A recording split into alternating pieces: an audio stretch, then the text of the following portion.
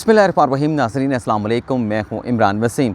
नाज़रीन, आज की इस वीडियो में दो बड़ी अहम खबरें आप नाज़रीन के साथ मैं शेयर करूँगा। सबसे पहले, आज सुप्रीम कोर्ट में वज़ीर आज़म तरक्याती फ़ंड केस की समाअत के दौरान जस्टिस काजी फ़ाइज़ा की जानिब से वज़ीर आज़म इमरान ख़ान और सेक्रेटरी टू प्राइम मिनिस्टर आज़म ख़ान पर शदीद बरहमी का इजहार किया गया। आज की इस अदालती कार्रवाई में जस्टिस काजी फ़ाइज़ा की जानिब से जो रिमार्क्स दिए गए, जो सवालात पूछे गए, उन सवालों पर अटॉर्नी जनरल खालिद जवेद ने अदालत में क्या जवाब दिया और आज की अदालती कार्रवाई क्या रही, ये सारी डिटेल आप नाज़रीन के साथ मैं शेयर करूँगा। इसके अलावा आज सुप्रीम कोर्ट में सेनेट के इंतखाबात के हवाले से सदारती रेफरेंस पर भी समाअत हुई है। आज की इस अदालती कार्रवाई में तिलिस्माती शख्सियत रखने वाले सियासी लीडरान का भी जिक्र हुआ। कायदे आज़म मोहम्मद अली जना का नाम लिया गया और वज़ीर आज़म इमरान ख़ान की करिश्माती शख्सियत के हवाले से चीफ जस्टिस ऑफ पाकिस्तान की जानिब से भी सवाल पूछा गया। तो इस सदारती रेफरेंस केस का अहवाल भी आप नाज़रीन के साथ मैं शेयर करूँगा। सबसे पहले बात कर लेते हैं वज़ीर आज़म तरक्याती फ़ंड केस पर। चीफ जस्टिस की सरबराही में 5 रुकनी लार्जर बेंच, जिसमें जस्टिस मुशीर आलम, जस्टिस उमरता बंदयाल, जस्टिस काजी फ़ाइज़ ईसा और जस्टिस इजाज़ुल एहसन शामिल थे। इस 5 रुकनी लार्जर बेंच ने तरक्याती फ़ंड केस की समाअत की है। आज की जब अदालती कार्रवाई का आगाज़ हुआ तो अटॉर्नी जनरल खालिद जवेद की जानिब से वज़ीर आज़म इमरान ख़ान के सेक्रेटरी आज़म ख़ान की एक रिपोर्ट अदालत में पेश की गई। वज़ीर आज़म इमरान ख़ान के बिहाफ पर ये रिपोर्ट लिखी गई थी, तहरीर की गई थी। तो ये रिपोर्ट जब पढ़ कर सुनाई गई, इस रिपोर्ट में क्या था वो भी आप नाज़रीन को मैं पढ़ के सुना देता हूँ।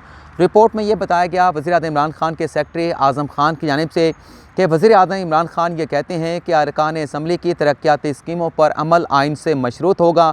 वज़ीर आज़म बखूबी समझते हैं कि सरकारी फ़ंड का गलत इस्तेमाल नहीं किया जा सकता, किसी रुकन असम्बली को पैसा नहीं दिया जाएगा। यानी वाज़े तौर पर वज़ीर आज़म इमरान ख़ान की जानिब से अदालत को ये जवाब दिया गया कि तरक्याती फ़ंड्स के नाम पर जो अरकान असम्बली है उनमें पैसा तकसीम नहीं किया जाएगा।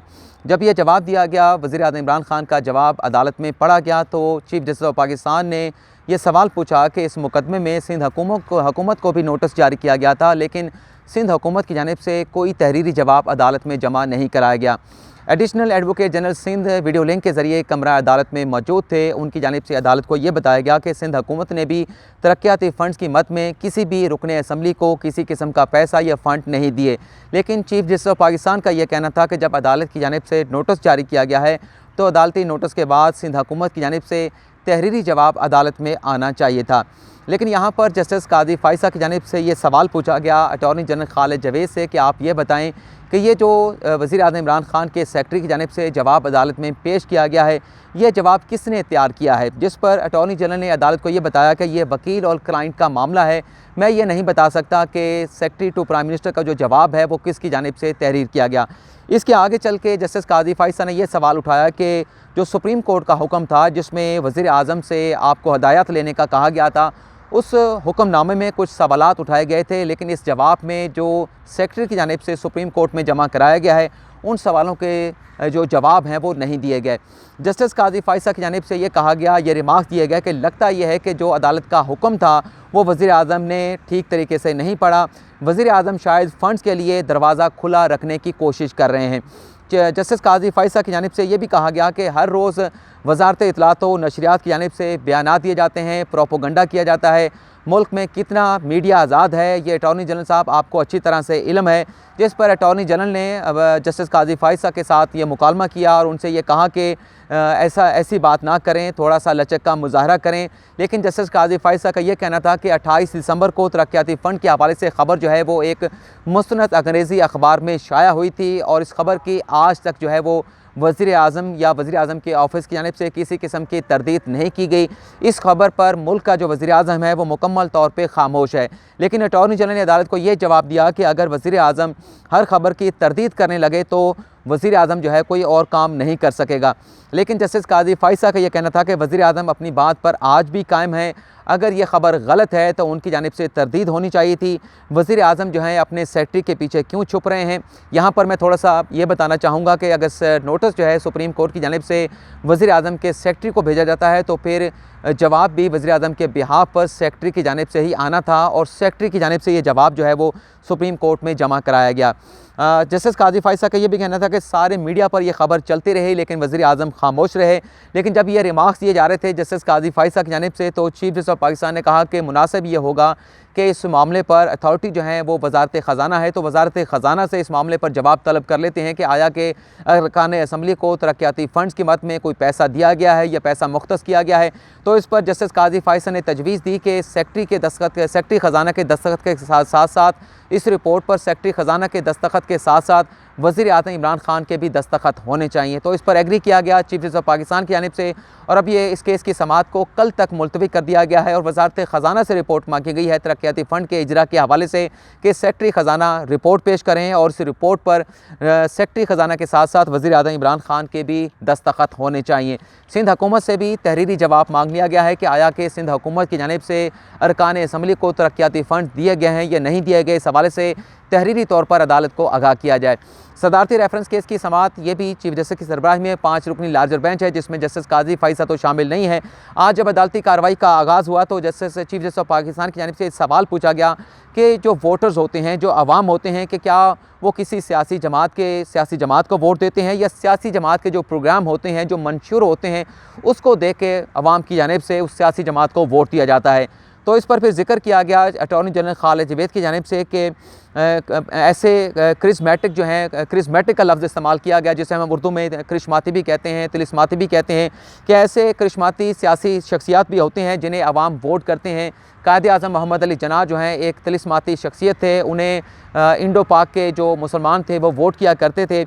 इसी तरह से चीफ जस्टिस ऑफ पाकिस्तान की जानिब से सवाल पूछा गया कि जो पाकिस्तान तहरीक इंसाफ के सियासी लीडर हैं, उनकी शख्सियत में तिलिस्माती चीज़ क्या है? क्या वो दिखते बहुत अच्छे हैं, बड़ी बेहतरीन उनकी शख्सियत है, या फिर वो खुश लिबास हैं? तो उनकी तिलिस्माती शख्सियत में ऐसी क्या ख़ास बात है?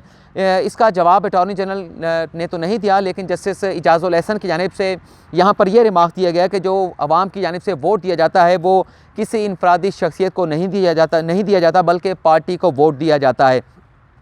चीफ जस्टिस ऑफ पाकिस्तान का यह भी कहना था कि सियासी जमातों के जो प्रोग्राम होते हैं, उन प्रोग्राम पर, उन प्रोजेक्ट पर, उस मंशूर पर सियासी जमातों को अमल करना होता है। अगर सियासी जमातें अपने उस मंशूर, अपने उन वादों जो वो आवाम के साथ करके आते हैं, उन वादों पर अमल नहीं करते, उस प्रोग्राम को पूरा नहीं करते, तो फिर ये आवाम के साथ किए गए वादों के साथ इनहराफ करने के मुतरादिफ होगा। अटॉर्नी जनरल का अदालत को यह कहना था कि भारत में जो माजी की एक सियासी शख्सियत थी इंदिरा गांधी, वो बड़ी क्रिस्मेटिक सियासी लीडर थी। भारत में अवाम उनको वोट भी करते थे, उन्हें पसंद भी करते थे, उन्हें चाहते भी थे। लेकिन जब इंदिरा गांधी की जानिब से आइन को वायलेट किया गया तो फिर अवाम की जानिब से इंदिरा गांधी को मुस्तरद कर दिया गया। इस मौके पर जस्टिस इजाज़ुल एहसन का ये कहना था कि पार्टी का मंशूर ये जो शाया किया जाता है ये कानूनी तौर पर भी ज़रूरी है। जस्टिस उमरता बंदियाल ने एक नया सवाल आज अदालती कार्रवाई में उठाया। जस्टिस उमरता बंदियाल का ये कहना था कि स्पीकर, डिप्टी स्पीकर के इलेक्शन का जो तरीक़ाकार है वो तो रूल्स में दे दिया गया है, असम्बली के रूल्स में दे दिया गया है।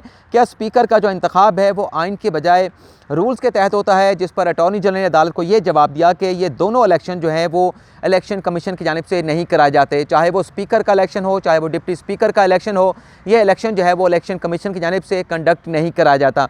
अटॉर्नी जनरल की अदालत का ये कहना था कि अपोजिशन की जानिब से कहा यह जा रहा है कि हुकूमत जो है वो चेयरमैन सेनेट का इलेक्शन जो है वो ओपन बैलेट के ज़रिए नहीं करवाना चाहती।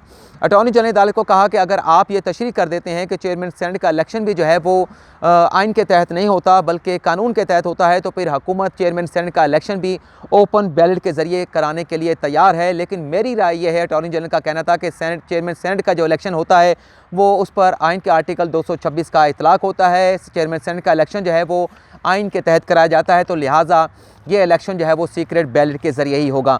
आगे चल के अटॉर्नी जनरल का अदालत को ये कहना था कि पार्टी के खिलाफ वोट देने वालों के खिलाफ कार्रवाई नहीं की जा सकती। अगर सेनेट इलेक्शन में किसी पार्टी का उम्मीदवार अपनी पार्टी पॉलिसी से हटकर किसी दूसरे कैंडिडेट को वोट भी देता है तो उसके खिलाफ कार्रवाई नहीं हो सकती।